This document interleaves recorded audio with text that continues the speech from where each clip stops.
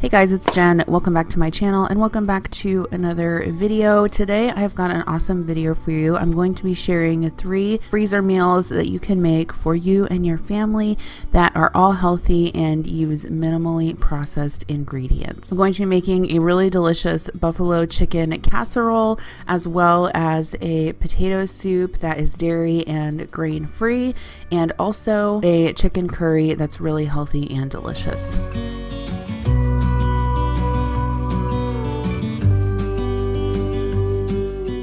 Before we get started, I want to thank Thrive Market for sponsoring today's video. You guys know I have been working with them for quite some time and I love showcasing them on my channel because I do shop with them a couple times a month, and they have really high quality ingredients that you can get for almost any diet or lifestyle, and they work really well when you're trying to find hard to find ingredients, and you can also get most items on their site for cheaper than you would be able to at the grocery store, especially the specialty diet items. For orders over $49, they ship free, and they're also delivered with carbon neutral shipping, which is awesome because they are on a mission to be the world's first climate positive grocery store, which I think is fantastic. Everything gets delivered right to your door. Their app is super easy to use and shop on, and they also have a barcode feature, so if you're in the store and you want to scan an item on their app, you can double check that it is cheaper on their site. Definitely give it a try. The best part is that they're giving you guys 25% off your first order plus a free gift. They have a couple different membership options. I always do the annual membership. It comes out to less than $5 per month. And they also have a 1-for-1 membership matching program. So for every paid membership that is purchased, they donate one to a veteran or a first responder, a teacher, or a low income family. So if you guys want to take advantage of this deal, you can join today to get 25% off your first order plus a free gift. The link will be in the description box below. It's thrivemarket.com/Jen Chapin.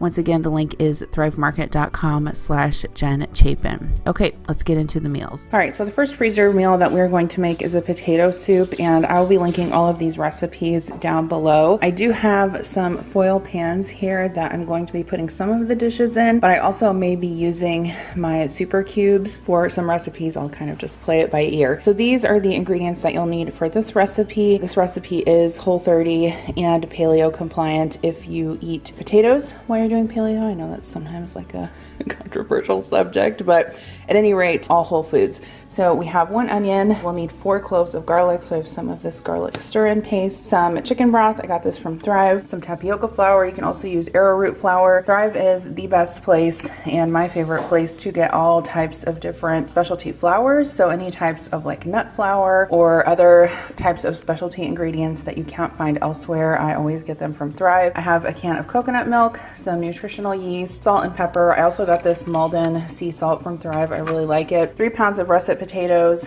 some green onions, and some smoked bacon, 1 pound of that. Okay, so the first thing that I'm gonna do is saute my bacon. So you wanna just cut your bacon into basically like 1-inch pieces. So just take it out of the package, leave it all together and slice it across. Super easy. And then we're gonna saute this in a soup pot. I'm just gonna use this Dutch oven that I have. Once the bacon is crisp, we'll remove the bacon pieces from the Dutch oven and then use the bacon fat to saute the onion. Okay, so I've got 1 white, or oh, I guess it's a yellow. I was gonna say 1 white onion, but I guess it's a yellow onion. So I'm going to chop this up while I'm waiting for the bacon to cook, and then we'll get that into the soup. And then I also need to peel and chop my potatoes. I think sometimes when you think about freezer meals, you don't necessarily always think about soup, but soup is honestly a great thing to make ahead and freeze, just because so many soups actually taste better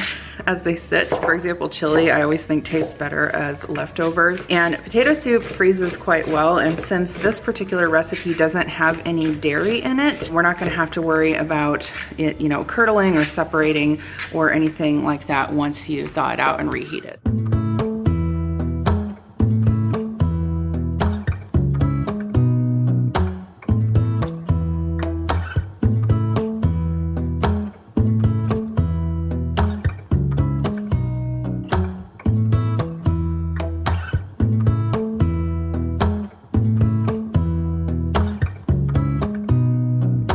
Okay, so you can see here that my bacon is crisped up now. This does take quite a bit of time, like, well, I mean, maybe like 20-25 minutes. So just don't rush it, cook it over medium so that it gets nice and crispy. So I'm just going to remove this to a plate to drain. And then I'm gonna add my onions in here and just saute those for about 5 minutes. Okay, next I'm gonna add some garlic, maybe, I don't know, about 4 teaspoons will be 4 cloves worth. And I'm just gonna stir this around just a little bit and then put the potatoes in. Okay, so I've added my potatoes and I'm just going to toss those to coat them with the onions and the garlic. And then I'm gonna add 3 tablespoons of tapioca flour, and this will help thicken the soup. Normally, obviously, you'd probably add, you know, regular white flour if you were using a different recipe, which if you don't have tapioca flour and you're not, you know, following paleo, that would work just fine too. Okay, next I'm gonna add my chicken broth, 4 cups of this, so 1 box, or you could use homemade chicken stock or broth if you have that on hand too. And then 1 can of full fat coconut milk. Okay, so in this bowl here, I have 3 tablespoons of nutritional yeast. If you've never cooked with that before, it just kind of gives things a little bit of a cheesy flavor without adding any dairy. And then I have some sea salt and some black pepper. So I'm gonna stir this in, and likely I will have to adjust the seasonings once, you know, it gets cooked. I might have to add more salt or more pepper. So I'm gonna stir this up, put the lid on, and then I'm gonna bring this to a boil. Cook it for about 10 to 15 minutes until the potatoes are tender. Okay, so the potatoes are tender and the soup has thickened. So I have my immersion blender here. I can link the one that I have down below. They're not that expensive, and I would definitely recommend having one. They're super useful for stuff like this. If you don't have an immersion blender, you can also transfer half of the soup to a regular blender, blend it up, and pour it back in. You just want to leave some of the potatoes chunky, but maybe puree about half of them to thicken the soup a little bit. Okay, so this is now pureed, but I did leave the, you know, some potato chunks in there, obviously. Now I'm gonna add, I don't know, maybe about half of the bacon back into the soup, and then I'm gonna stir that in and taste it. You wanna add the bacon back in first to make sure that it's not too salty, and then give it a taste. Add salt and pepper. So I just had to add a little bit of extra salt and pepper. Other than that, it was pretty spot on. I really like this soup. It's delicious. Definitely recommend this recipe for sure. Okay, so for the potato soup, I'm actually gonna freeze about half of it in these super cubes, and then I'm probably just gonna let it cool and freeze the other half in like a gallon Ziploc bag. But if you've never seen these before, they're super convenient for freezer meals. I'll link them down below. These are the 1 cup portion super cubes, but they also have other sizes as well. I believe they have 1/2 cup and 2 cup, but what I normally do is just use a measuring cup to fill these, and then when they freeze, this is made out of silicone. You can end up just popping them right out from the freezer, and it's super convenient because you can take out as many as you need. So for example, if you just want to do like 1 for a lunch for yourself, you can do that, heat it up in the microwave, or you could pop out several, you know, put them in a saucepan and cook them up for a larger meal as well. So definitely recommend these. I got the idea from these from Erin Branscombe. I can link her page down below as well. And the great thing too is that they have this kind of hard lid on them, so you can stack them up in your freezer and it works out super well. So you can see I made a mess here. I'm gonna wipe some of this up before I freeze it, but this potato soup turned out so good. Looking forward to eating it. Definitely recommend it.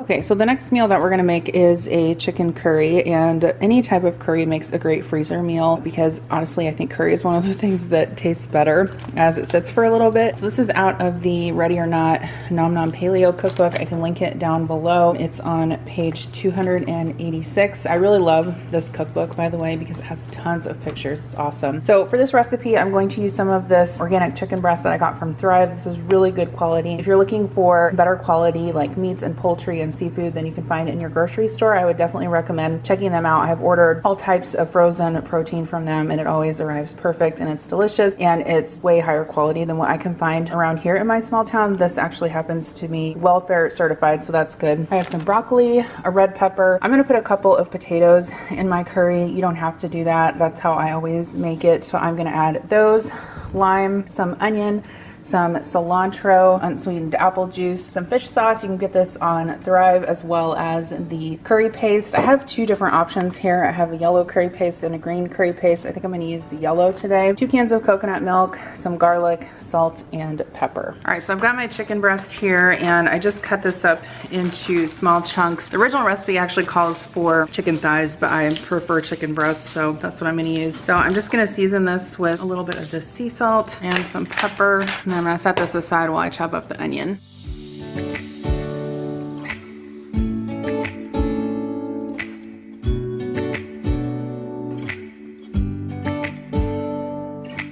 Okay, so I've got a big pot here. I'm gonna put some avocado oil in it. That big of a pot is probably overkill, but that's what I have, so we're gonna work with it. And then I'm gonna add my onion and pepper, and then after those saute for a little bit, I'll add the garlic. All right, I added the garlic, so I'm gonna add my chicken now. And you don't necessarily have to cook the chicken through because you are going to simmer it with the curry sauce, so I'm just gonna kind of brown it up on all sides. All right, so the chicken is mostly done. I went ahead and put my curry paste in here, and I'm just gonna stir that around. You always wanna kind of toast your curry paste to wake up the flavor of it a little bit. So I'm just going to kind of let that melt down, and I'll put in the rest of the veggies.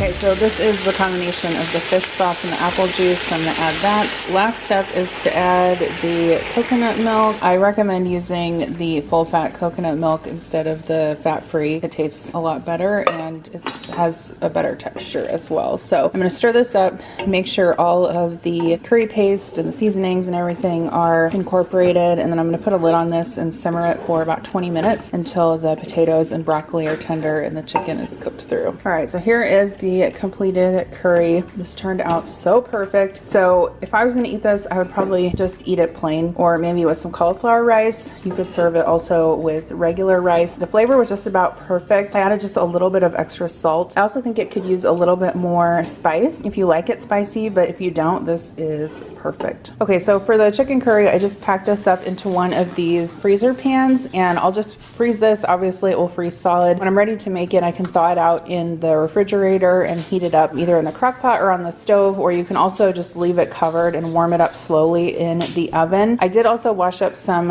cilantro, which at the end the recipe directs you to stir in lime juice, cilantro, and basil. I did stir in the lime juice, but I omitted the fresh herbs just because those will taste better if you do it, you know, when you're ready to serve it. So again, you can serve this with rice or cauliflower rice, or just by itself, but really good. If you've never made curry, I would totally recommend that you try it. It always turns out delicious, and it's super simple and healthy. All right, so next up, we're gonna make a buffalo chicken casserole. I think I'm the most excited about this one. This is a paleo recipe, but it can also be done for keto or low carb as well. If you aren't into low carb, definitely consider substituting pasta or rice for the cauliflower rice, and I think it would be delicious also. So I have some hot sauce here. Frank's Red Hot is no sugar added, so that's what I'm using. I also have some of the Sir Kensington ranch dressing. You can get this on Thrive, as well as the Primal Kitchen mayo, which is one of my favorites. I have some seasonings in this bowl, so salt, pepper, paprika, and garlic powder. I have some green onions. You'll need about 4 cups of shredded cooked chicken. You can cook this on your own, or a rotisserie chicken would be great for this as well. I have some cauliflower rice here. I went ahead and took this out of the freezer so that I could drain it. It does end up having some water content in it, so I just want to make sure that my casserole isn't soggy. And then I have some green chilies and some nutritional yeast. Okay, so this is probably going to be the easiest recipe that we're gonna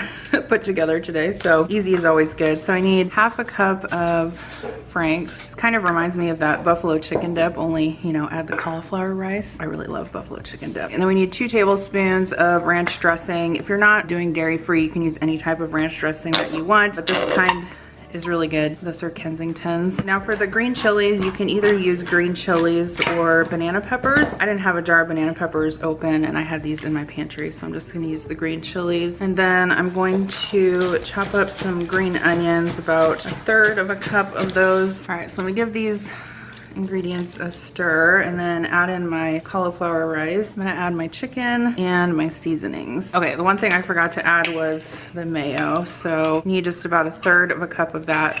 I was was thinking it was kind of dry. I was like, huh, I wonder what I forgot. I forgot the mayo. All right, you know what else I forgot to add? My nutritional yeast.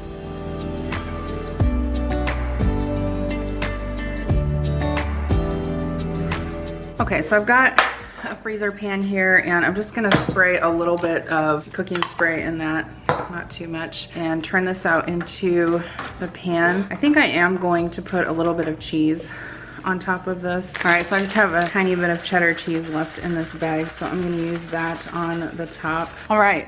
So this is complete. All you have to do now is put some foil over it, label it, stick it in the freezer, and then when you're ready to bake it, you can either take it out of the freezer the night before or the morning of, let it sit and kind of thaw in the fridge all day, and then you just bake it at 350 degrees for about 40 minutes, and done. I would definitely serve this with a salad. Okay, so I wanted to show you guys what this buffalo chicken casserole looks like after I baked it. I definitely think it would be delicious, like I said, with the cheese on top. I did not put any cheese on this batch, but it's really good. What I would do, and what the recipe recommends you to do, is to drizzle some additional ranch dressing over the top, and I think that it would taste honestly almost exactly like buffalo chicken dip. 5 stars, recommend. So one thing I normally do is I buy these labels, like the name tag labels on Amazon, but I ran out and I'm waiting for more to arrive, so I just used a Sharpie marker on the foil. Just make sure that you label it, because you will always tell yourself, I'm gonna remember what's in there, and then you won't. Trust me. All right, so that is going to wrap it up for today's video. I hope you guys enjoyed these meal ideas. Let me know if there are any that caught your eye that you're going to make. Thanks again for watching, and also if you want to take advantage of Thrive Market's membership deal, as well as the 25% off plus a free gift, you can click the link in the description box below. I'll see you in my next video. Bye.